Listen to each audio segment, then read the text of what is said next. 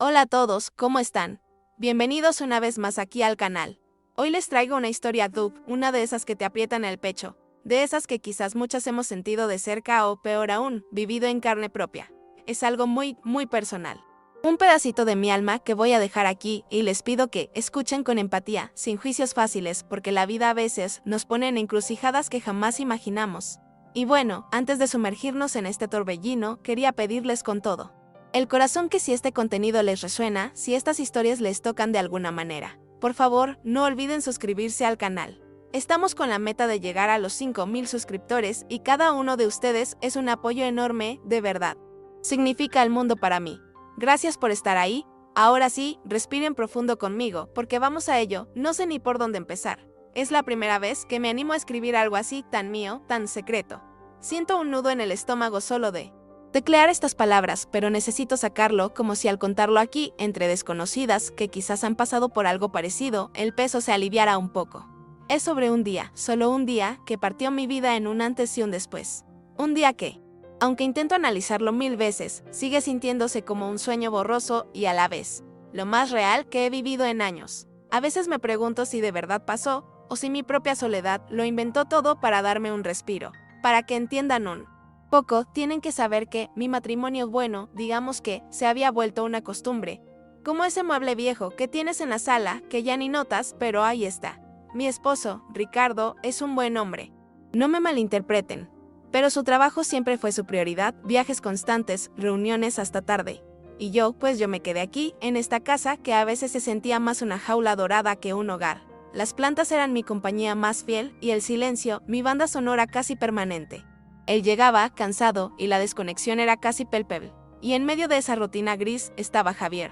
Javier, nuestro compadre, el padrino de Mateo, mi hijo mayor. Amigo de la familia, amigo de Ricardo. Amigo mío desde hace más de 20 años. Una vida entera. Cuando Ricardo viajaba, que era casi siempre, Javier solía pasar a ver cómo estaba, si necesitaba algo. Al principio eran visitas esporádicas, un café rápido, una charla sobre los chicos, el trabajo, cosas triviales. Pura cortesía o eso. Creía yo, eso queríamos creer ambos, supongo, no había maldad, solo la costumbre de una amistad larga. Pero el tiempo, chicas. El tiempo tiene una forma muy sutil de cambiar las cosas, sin que te des cuenta. Esas visitas se volvieron más frecuentes. Ya no era solo un café, a veces traía algo para arreglar en la casa, una lamparita que no funcionaba, una canilla que goteaba. Pequeñas excusas, ahora lo veo para alargar esos momentos. Y yo empecé a esperarlos. Empecé a notar que, antes de que sonara el timbre con ese toquecito suave y cómplice que ya reconocía, me encontraba frente al espejo, arreglándome un poco el pelo, poniéndome ese labial que casi nunca usaba. Y mi corazón, ay. Mi corazón. Ese traidor que empieza a latir diferente, sin pedirte permiso. Ya no era el latido tranquilo de la amiga que recibe a un amigo. Era una especie de alerta, una anticipación que me recorría el cuerpo entero. Un nerviosismo tonto como de adolescente. Y las miradas, esos segundos extra en que nuestros ojos se quedaban enganchados, como si buscaran algo que las palabras no decían. Un roce de manos al pasarnos una taza que se sentía como una descarga eléctrica. Cosas pequeñas, chispas. Ambos lo sabíamos. En el fondo, sabíamos que esa electricidad no debería estar ahí, no entre nosotros. Pero era como un imán, una fuerza que nos atraía a esa charla, a esa cercanía, a pesar de todas las alarmas internas que sonaban. La soledad mía, la ausencia de Ricardo, la familiaridad de tantos años. Con Javier todo se mezcló en un cóctel peligroso y adictivo. El deseo, disfrazado de compañía, de amistad, iba creciendo sigilosamente, alimentándose de nuestros silencios compartidos y nuestras risas nerviosas. Y entonces llegó ese día. Una tarde cualquiera. O eso parecía al principio. El sol entraba tibio por la ventana de la cocina, yo estaba regando mis helechos, sintiendo esa melancolía habitual de las tardes cuando Ricardo estaba de viaje. Sonó el timbre. Supe que era él incluso antes de asomarme. Ese día, no sé por qué, me había puesto un vestido que hacía mucho no usaba, uno que Ricardo ni recordaría, pero que a mí me hacía sentir diferente. Más yo, quizás. Le abrí y ahí estaba Javier con su sonrisa de siempre, pero con algo más en los ojos. Algo que me hizo temblar por dentro. Pasó como tantas otras veces. Nos sentamos en la cocina, preparé café. Hablamos de cosas sin importancia, de una noticia, del colegio de los chicos, lo de siempre, pero las palabras flotaban en él. Aire de una manera distinta, como si fueran solo una excusa para mantenernos cerca, para mirarnos. para sentir la tensión que se había instalado entre nosotros desde hacía semanas. Recuerdo que el sol le daba en el pelo y le descubrí algunas canas nuevas cerca de la sien. Pensé en todos los años que nos conocíamos, en todo lo que habíamos compartido como amigos, como familia casi. Y de repente, esa historia compartida se sentía como un ancla, pero también como la base de algo nuevo y prohibido. ¿Qué estaban haciendo? Él me contaba algo sobre un problema en su trabajo, y yo asentía, pero apenas registraba las palabras. Solo podía concentrarme en el sonido de su voz, en el movimiento de sus manos al hablar. Hubo un momento en que se hizo un silencio. No un silencio incómodo, sino uno de esos silencios densos, cargados de todo lo que no nos atrevíamos a decir en voz alta. Nos miramos, y esa mirada, chicas, fue como si el tiempo se detuviera. Vi en sus ojos la misma confusión, el mismo deseo, la misma lucha interna que yo sentía. Fue como mirarme en un espejo y ver reflejada toda esa tormenta de emociones que me ahogaba por dentro. Fue un instante eterno. Él estiró una mano, lentamente, sobre la mesa. No dijo nada, solo la dejó ahí, palma arriba, esperando. Y yo, juro que, sentí como si todo mi cuerpo estuviera gritando. Una parte de mí quería salir corriendo, gritar que esto estaba mal, que éramos amigos, que Ricardo, pero otra parte, esa parte olvidada y sedienta de mí, anhelaba ese contacto. Mis dedos temblaban mientras levantaba mi mano y la posaba sobre la suya. Fue un toque suave, piel contra piel. Y fue como si una represa se rompiera. Toda esa contención, todas esas semanas de miradas furtivas y roces accidentales. Todo explotó en ese simple contacto. Su pulgar acarició mi mano, un gesto tan pequeño pero tan lleno de significado. Cerré los ojos un instante, sintiendo el calor que emanaba de su piel, el latido acelerado de mi propio pulso resonando en mis oídos. Ya no había vuelta atrás, lo supe en ese momento. Las palabras habían dejado de ser suficientes. Él se levantó despacio, rodeó la mesa y se paró a mi lado. Yo seguía sentada, temblando, sin atreverme a mirarlo. Sentí su mano en mi mejilla, apartando un mechón de pelo. Su tacto era cálido, suave. Me obligué a levantar la vista. Sus ojos estaban tan cerca, llenos de una ternura que me desarmó por completo. No había apuro en su mirada, no había exigencia. Solo una pregunta silenciosa y una respuesta que ambos ya conocíamos. Y entonces me besó. No fue un beso arrebatado ni impulsivo. Fue lento, honesto, profundo. Un beso cargado de todos los silencios, de todas las miradas, de todos los deseos reprimidos durante tanto tiempo. Fue como si mis labios recordaran los suyos de alguna vida pasada. Aunque sabía que eso era imposible. Sentí el sabor de su piel, el olor de su colonia, mezclado con el aroma del café que aún flotaba en el aire. Me aferré a sus hombros como si me fuera la vida en ello. Ese beso fue el inicio de todo. No hubo palabras, no las necesitábamos. Sus manos recorrieron mi espalda, mi cintura, con una delicadeza que me hizo estremecer. Yo acariciaba su nuca, su pelo, sintiendo la urgencia crecer en mí. Pero también una calma extraña. Era como si mi cuerpo, mi alma, hubieran estado esperando ese momento durante una eternidad. Cada caricia, cada roce, era una confirmación de que estaba viva, de que todavía podía sentir. Nos movimos como en un sueño, sin romper el contacto, hacia la sala. Recuerdo la luz dorada del atardecer entrando por las cortinas entreabiertas, creando un ambiente íntimo, casi sagrado. No fue caótico ni desesperado. Fue un encuentro lleno de ternura, de un deseo maduro. Consciente. Cada gesto era lento, meditado, como si estuviéramos explorando un territorio nuevo y sagrado a la vez. Había una conexión que iba más allá de lo físico. Me sentí vista, realmente vista. Como si Javier estuviera mirando directamente a mi alma. Esa mujer que yo había escondido bajo capas de rutina y resignación. Sus ojos me decían que era deseable, que era hermosa, no de una forma superficial, sino de una manera profunda, completa. Y yo me dejé llevar por esa sensación. Por esa validación que tanto había extrañado, que tanto necesitaba sin siquiera saberlo del todo. No fue solo sexo, entiéndanme. Fue un reencuentro. Un acto de amor, aunque suene contradictorio decirlo así. Amor por el momento, amor por la sensación de estar viva de nuevo. No pensaba en Ricardo en ese instante, no pensaba en las consecuencias. Solo existíamos Javier y yo y ese universo que habíamos creado entre los dos en mi sala. Con el sol poniéndose afuera y pintando el cielo de naranja y violeta. Recuerdo el calor de su piel contra la mía, la suavidad de sus labios recorriendo mi cuello, susurrando cosas que apenas entendía pero que mi cuerpo respondía con escalofríos. Mis manos exploraban su espalda, sintiendo la fuerza de sus músculos, la tensión acumulada que se iba liberando con cada caricia. Era un baile lento, una conversación sin palabras, donde nuestros cuerpos se decían todo lo que nuestras bocas habían callado por tanto tiempo. hubo momentos de mirarnos a los ojos en medio de todo. Y ver una vulnerabilidad compartida, una especie de asombro mutuo por lo que estaba pasando. Como si ambos estuviéramos diciendo, ¿de verdad está sucediendo esto? ¿De verdad somos nosotros? Y en esa mirada había una aceptación tácita, una rendición a lo inevitable, a lo que el corazón, o el cuerpo, o la soledad nos había empujado a hacer. No hubo promesas, ni antes ni después. No hablamos de un futuro juntos, ni de lo que esto significaría para nuestras vidas, para mi matrimonio, para su relación con Ricardo. Sabíamos, creo, que ese momento era único, un paréntesis en nuestras realidades. Una burbuja frágil y hermosa que se rompería si intentábamos llevarla más allá de esa tarde. Fue una entrega total al presente, sin expectativas, sin demandas. Cuando todo terminó, nos quedamos abrazados en silencio durante un largo rato. Yo apoyaba mi cabeza en su pecho, escuchando los latidos de su corazón que sonaban tan fuertes y rítmicos como los míos. Afuera, la noche ya había caído. La casa estaba en penumbra, solo iluminada por la luz de la calle que se filtraba por la ventana. Era una calma extraña, una paz agridulce. Él fue el primero en moverse. Se vistió despacio, con gestos cuidadosos. Yo lo observé desde el sofá, envuelta en una manta, sintiendo un vacío empezar a crecer en mi pecho, pero también una gratitud inmensa por lo que acababa de vivir.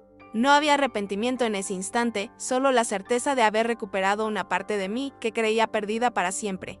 Antes de irse, se acercó y me dio un beso suave en la frente. Un beso que no era de amante, sino de, no sé, de cómplice, de amigo, de alguien que comparte un secreto profundo. Cuídate, Clau, me dijo en voz baja. Y yo solo pude asentir porque las palabras se me habían quedado atrapadas en la garganta. Lo acompañé hasta la puerta, como tantas otras veces, pero esta vez todo era diferente. Cuando se fue y escuché sus pasos alejándose por el pasillo, cerré la puerta y me apoyé en ella, dejando escapar un suspiro que parecía llevarse una parte de mi alma. La casa se sentía enorme, vacía, pero de una manera distinta. Ya no era la soledad opresiva de antes. Ahora estaba impregnada del eco de su presencia, del recuerdo de sus manos, de sus besos, de la sensación de haber estado completa por unas horas. Esa noche no dormí. Di vueltas en la cama, reviviendo cada instante, cada sensación. Mi cuerpo todavía vibraba, mi piel recordaba su tacto. Y en mi mente, un torbellino de emociones. Por un lado, la euforia de haberme sentido tan viva, tan deseada. Por otro, una punzada de algo que no sabía si era culpa o simplemente la conciencia de la línea que había cruzado. Una línea que sabía que no debía haber traspasado jamás. Javier no volvió a tocar el timbre después de ese día. No hubo llamadas, no hubo mensajes, nada. Al principio, cada vez que sonaba el teléfono o alguien llamaba a la puerta, mi corazón daba un vuelco, esperando que fuera él. Pero pasaron los días, las semanas. Y el silencio se instaló. Y entendí que no era por falta de deseo ni por cobardía. Era un respeto tácito a lo que había pasado y a lo que no podía ser. Ambos sabíamos, sin necesidad de decirlo, que repetir ese encuentro cambiaría todo. Para siempre. Destruiría familias, amistades de toda una vida. Y quizás también destruiría la belleza frágil de ese único momento que habíamos compartido. A veces, las cosas más intensas son las que deben quedarse así como un recuerdo perfecto e intocable, para no mancharlas con la realidad cruda del día a día. Cuando Ricardo volvió de su viaje, unos días después, me sentí extraña. Lo miraba y veía al hombre con el que había compartido tantos años, al padre de mis hijos. Sentí una oleada de cariño, pero también la distancia que se había hecho abismal entre nosotros.